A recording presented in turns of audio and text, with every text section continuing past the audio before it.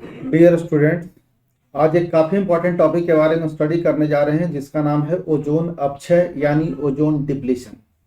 Ozone depletion पे हमेशा exam में कुछ ना कुछ पूछा ही जाता है। या तो इससे ऑब्जेक्टिव आएगा या तो लिखने के लिए आता है। तो शॉर्ट नोट्स में ओजोन डिप्लीशन के बारे में यानी ओजोन अपक्षय अपक्षय के बारे में लिखने के लिए हमेशा एग्जाम में पूछा ही पूछा जाता है। थोड़ी बहुत जानकारी होने की वजह से लिखते सभी हैं, लेकिन उनके कंटेंट अच्छे नहीं होने की वजह से वो अच्छे तरीके से नहीं लिख पाते। इन सारी प्रॉब्लम को सॉल्व करने के लिए अब हमने ये इस वीडियो को बनाया है। तो चलिए अब इस चीज को हम शुरू करते हैं कि ओजोन यानी O3, इसका मॉलिक्यूलर फार्मूला क्या होता है? O3। ओजोन आखिर हम लोगों के लिए इंपॉर्टेंट क्यों है? तो हमारे एटमॉस्फेयर में ओजोन गैस का एक लेयर है जो क्या करता है कि जो पराबैंगनी किरणें सूरज से आती है या कुछ वैसे किरणें जो म्यूटाजेन को जो म्यूटेशन को काउज करे। म्यूटेशन का मतलब होता है कि जो हमारे जीन को परिवर्तित करने वाले जो किरणें होते हैं उसको वो क्या करता है कि वहीं से छान कर करके बैक कर देता है, यानी रिफ्लेक्ट कर करके क्या करता है, पृथ्वी पे आने ही नहीं देता, उसको फिर से पीछे धकेल देता है। साधारण भाषा में हम ऐसे कह सकते हैं। तो पहले आपको समझना होगा कि हमारे एटमॉस्फेयर में एक ब्लैंकेट की तरह ओजोन लेयर है। वो क्या करता है, हमारी पृथ्वी को सुरक्षा देने का काम करता है। तो पृथ्वी को ही केवल सुरक्षा देने का काम नहीं करता है, पृथ्वी पर रहने वाले जीव जंतुओं को सुरक्षा उससे मिलती है।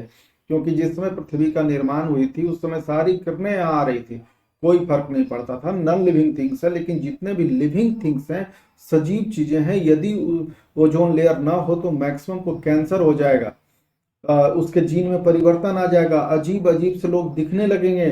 तो चलिए सबसे पहले हम अपने ब्लैंकेट के बारे में जान लें, देन हम स्टडी करेंगे डिटेल में कि ओजोन अपक्षय हो कैसे रहा है, ये क्या प्रॉब्लम है जो हम लोग उसको सॉल्व नहीं कर पा रहे हैं। तो चलिए अब हम लोग देखते हैं। देखिए ये है हमारा एटमॉस्फेयर, ये हमारी पृथ्वी है, ये है हमारी पृथ्वी नीचे। और पृथ्वी के ऊपर जो आप जो ये लेयर देख रहे हैं, कई ऊपर जो है ऐसे बारी बारी से हमने लेयर में इसको बांटा है। तो सबसे पृथ्वी के कांटेक्ट में जो है लेयर एटमॉस्फेयर का, वो है कौन सा? ट्रोपोस्फेयर है।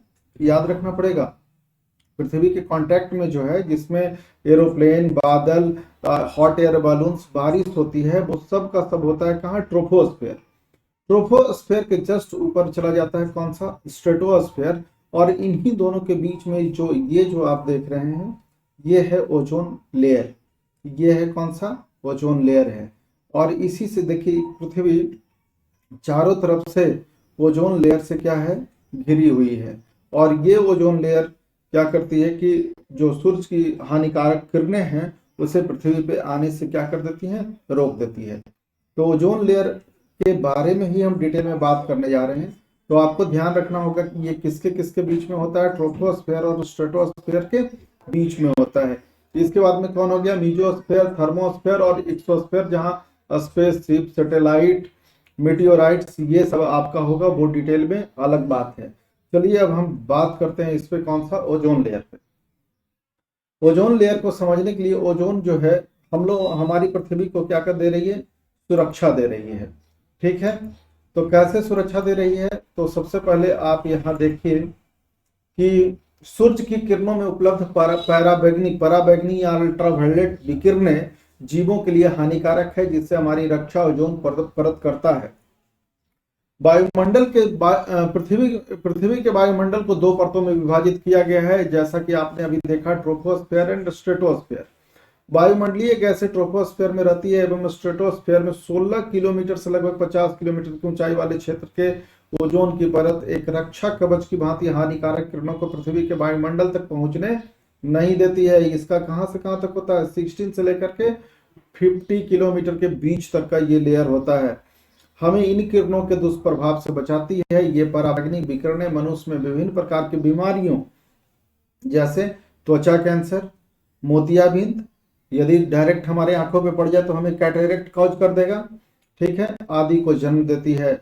ओजोन का निर्माण आणविक ऑक्सीजन पर पराबैंगनी किरणों की क्रिया से होता है एवं निर्माण के साथ साथ इसका निम्नीकरण यानी टूटता भी चला जाता है।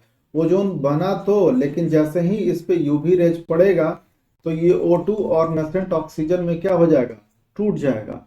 ठीक है, तो जैसे ही ये इसका ब्रेकडाउन यानी बंद, इसका फॉर्मेशन भी होता रहता है और इसका ब्रेकडाउन भी होता रहता है, या समताप मंडल में होता रहता है।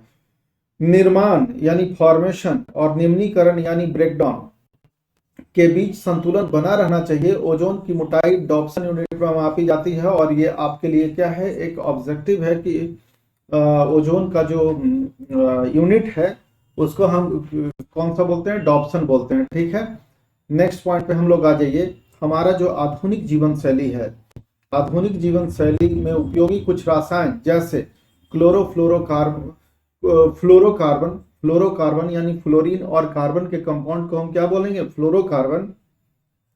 CFC क्लोरोफ्लोरोकार्बन ओजोन से अभिक्रिया कर आणविक यानी O2 तथा परमाणविक यानी जिसको हम नसेंट हमने बोला केवल ऑक्सीजन में विखंडित कर ओजोन स्तर का अपक्षय कर रहे हैं। ठीक है, CFC के क्लोरीन का एक परमाणु, सोच लीजिए CFC यानी क्लोरोफ्लोरोकार्बन का एक परमाणु 1 लाख ओजोन के अणुओं को क्या कर देता है, नष्ट कर देता है। ये कितने खतरनाक वाली बात है, आप समझ रहे हैं।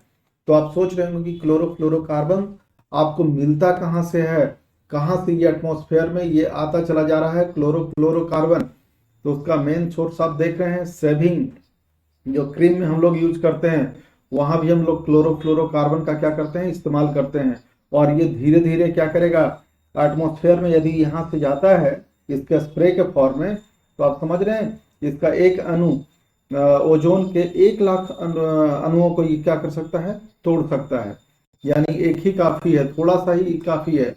ये जो रेफ्रिजरेंट देख रहे हैं और फ्रिज, तो रेफ्रिजरेंट इसके अंदर भरा हुआ होता है। ये जो नीचे बॉटम में देख रहे हैं इसमें रेफ्रिजरेंट भरा होता है और यही रेफ्रिजरेंट इन सब कॉपर वायर के जरिए ये क्या करता रहता है, सर्कुलेट होता रहता है और फ्रिज को ठंडक प्रदान करता है। पीछे वाला फ्रिज में आप देखिएगा कि पीछे वाला पार्ट क्या होता है, काफी हॉट होता है और आगे से कूल। यही काम एसी में भी होता है। तो यहाँ जो भरा होता है क्लोरोकार्बन यानी रेफ्रिजरेंट, कभी ना कभी तो फ्रिज खराब होगा और खराब होगा तो यहाँ से ये लीक हुआ तो जाएगा कहाँ, एटमॉस्फेयर में। और एटमॉस्फेयर में जाने पर ये क्या करेगा कि ओजोन के कांटेक्ट में आएगा तो O2 और ये परमाणविक ऑक्सीजन में इसको क्या कर देगा, तोड़ देगा। जैसे ही ये टूटेगा तो ये ऑक्सीजन आ जाएगा नीचे पृथ्वी पे और हम लोग इसका यूज कंज्यूम कर लेंगे। तो धीरे धीरे ओजोन का जो एक थिकनेस है ये धीरे धीरे क्या होने लगेगा, जो इतना आप थिकनेस आप देख रहे हैं कुछ दिनों के बाद इतना, कुछ दिनों के बाद में ये क्या हो जाएगा, सीधा सीधा यहाँ गायब हो जाएगा। तो जिस जगह पर से ओजोन का लेयर गायब हो गया तो उसी को हम बोलते हैं क्या, ओजोन होल बोलते हैं। होल का मतलब होता है छिद्र यानी ओजोन छिद्र। तो फ्रिज का इस्तेमाल आजकल सबसे ज्यादा होता चला जा रहा है, सेविंग क्रीम का इस्तेमाल, एसी का इस्तेमाल, इन सबों के यूज से और साथ साथ कल कारखानों के से जो निकलने वाले जो हानिकारक गैसेज हैं वो भी ओजोन के लेयर को क्या करते हैं, ब्रेक डाउन कर देते हैं, तोड़ देते हैं। तो ये सब वजह है किस चीज का, ओजोन को डिप्लीट होने का। जैसे देखिए इंडस्ट्री के डेवलपमेंट के साथ ही ओजोन का डिप्लीशन होना क्या हो गया है, शुरू हो गया। जैसे देखिए आप यहाँ इस डायग्राम में आप देख सकते हैं, क्या देखना है कि जैसे ये नीचे देखिए कल कारखानों का यहाँ विकास होना क्या हो गया है, शुरू हो गया है। ये है कल कारखाना यानी इंडस्ट्री। अभी शुरुआत हुई है, शुरुआत यानी अभी इससे ना धुआं निकला है ना पानी, कुछ भी नहीं निकला है। ये हमारा ये जो ओजोन लेयर है ये है कौन सा, ओजोन लेयर। ये ओजोन लेयर अभी ठीक ठाक है, इसका पूरा का पूरा भी थिकनेस आप यहाँ देख रहे हैं। और ये ओजोन के अणुओं को दिखाया है, 3 ऑक्सीजन को दिखाया है इस तरीके से, 1 ऑक्सीजन 2 ऑक्सीजन और ये 3 ऑक्सीजन। ठीक है, तभी तो इसका मोलिकुलर फार्मूला क्या हो जाता है, O3 हो जाता है। और ये है हमारे सूरज चाचू यानी सन। यहाँ से यूवी रेडिएशन, इससे यूजफुल रेडिएशन भी आता है जिसके कारण ही हमारा लाइफ है। लेकिन कुछ ऐसे रेडिएशन है जो कि हम लोगों के लिए हानिकारक है। ये हमारे डीएनए को, यानी डीएनए में जो उपस्थित जीन है, और जीन किसको बोलते हैं, डीएनए का जो फंक्शनल पार्ट होता है जो रिस्पॉन्सिबल होता है फॉर्मेशन ऑफ एंजाइम के लिए, उसी पार्ट को हम क्या कहते हैं, जीन कहते हैं। तो यूवी रेज इस जीन के कैरेक्टरिस्टिक्स को क्या कर सकता है, बदल सकता है। और जीन बदल जाएगा तो हमारा कैरेक्टर भी क्या हो जाएगा, बदल जाएगा। हम लूले लंगड़े भी दिख सकते हैं, हो सकता है कि ऑन्कोजीन को ये क्या कर दे, एक्टिवेट कर दे, तो कैंसर भी हो सकता है। तो यूवी रेडिएशन काफी हानिकारक होता है सभी लिविंग थिंग्स के लिए, केवल एनिमल्स के लिए ही नहीं। और ओजोन लेयर का एक खासियत है कि इसको क्या कर लेता है, कि इसको एब्जॉर्ब कर लेता है या तो रिफ्लेक्ट कर देता है। अभी तो यहाँ ब्लॉक कर दे रहा है यूवी यूवी रेडिएशन को पृथ्वी पे आने से, क्या कर दे रहा है ये ओजोन लेयर अभी रोक दे रहा है। लेकिन जैसे जैसे इंडस्ट्रियल डेवलपमेंट हुआ, तो इंडस्ट्रियल डेवलपमेंट जैसे यहाँ देखिए अभी इंडस्ट्री अभी चालू नहीं है, कहीं से धुआं पानी आपको निकलता हुआ नहीं दिख रहा है, लेकिन आप अब देखिए अब इंडस्ट्री हो गया है स्टार्ट। इंडस्ट्री जैसे ही स्टार्ट हुआ तो इससे निकला क्लोरीन फ्रॉम द सीएफसी यानी क्लोरोफ्लोरोकार्बन, इंडस्ट्री में यूज होता ही है। ये क्या करेगा कि ओजोन के साथ ये रिएक्शन करने पर ये कन्वर्ट कर दिया किस चीज पे, O2 में, और क्लोरीन मोनोऑक्साइड बना करके ये क्या हो गया, बाहर हो गया। क्लोरीन मोनोऑक्साइड बनेगा कैसे, जैसे O3 है और ये CFC, इसमें है कौन सा, क्लोरीन है, ये O2 में टूटा और नेसेंट ऑक्सीजन में तो टूटा ही, इसका एक क्लोरीन जाकर के इसके साथ बना देगा। इसी वजह से क्लोरीन है और एक ही ऑक्सीजन है, तो इसको लिखा गया है क्लोरीन मोनोऑक्साइड। ठीक है, तो इस तरीके से धीरे धीरे ये यहाँ जो O3 है इसका ब्रेक डाउन होना क्या हो जाएगा, शुरू हो जाएगा। जो आप थिकनेस इतना देख रहे हैं, धीरे धीरे इस जगह पे थिकनेस गायब होना शुरू हो जाएगा। तो जैसे देखिए जैसे जैसे इंडस्ट्रियल डेवलपमेंट हुआ, इस जगह से पूरा का पूरा ओजोन क्या हो गया है, गायब हो गया। गायब क्यों हो गया है, क्योंकि ये ऑक्सीजन में टूट गया है और क्लोरीन मोनोऑक्साइड में इसका क्या हो चुका है, ब्रेक डाउन गया है। तो ये हुआ क्या कि अब यहाँ से अब आप देख रहे हैं कि यहाँ से जो सूर्य की किरणों के साथ साथ जो यूवी रेडिएशन है वो डायरेक्ट पृथ्वी पे क्या होते जा रही है, चली आएगी।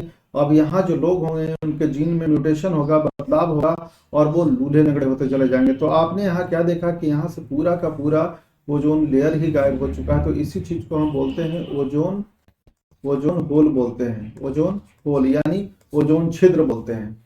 आ जाइए अब हम इसके कंटेंट पे बात करते हैं। यहाँ तक तो हम लोगों ने देख लिया था। तो ये क्लोरीन है, जैसे ही कांटेक्ट में आएगा O3 के तो ये क्लोरीन मोनोऑक्साइड बनाएगा और ऑक्सीजन, क्लोरीन मोनोऑक्साइड अगेन किसी ऑक्सीजन के साथ रिएक्शन करके क्लोरीन और फिर ऑक्सीजन, फिर ये आ गया क्लोरीन किसके साथ, ये जो बचा हुआ क्लोरीन है, फिर नेसेंट ऑक्सीजन के साथ फिर वही ClO का क्या कर देगा, फॉर्मेशन कर देगा। इस तरीके से धीरे धीरे ये पूरे ओजोन के लेयर को यहाँ से क्या कर देगा, डिप्लीट कर देगा यानी समाप्त कर देगा। हालांकि ओजोन अपक्षय व्यापक रूप से होता है, लेकिन इसका असर अंटार्कटिक क्षेत्र में खासकर देखा गया है।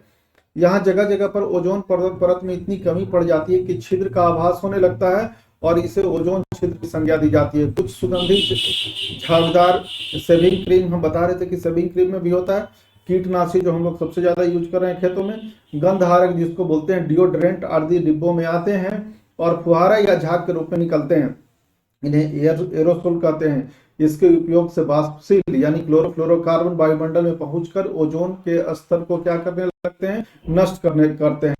CFC का व्यापक उपयोग एयर कंडीशनरों में, रेफ्रिजरेटरों में, शीतलकों यानी कूलेट, जेट इंजनों में, अग्निशामक उपकरणों में, गद्देदार फोम आदि में होता है। पिछले कुछ वर्षों में आधुनिक अनुसंधानों से ओजोन की परत को क्षति पहुंचाने वाली अन्य किरणों को भी सम्मिलित किया गया है। जैसे ज्वालामुखी से भी ओजोन डिप्लीट होता है।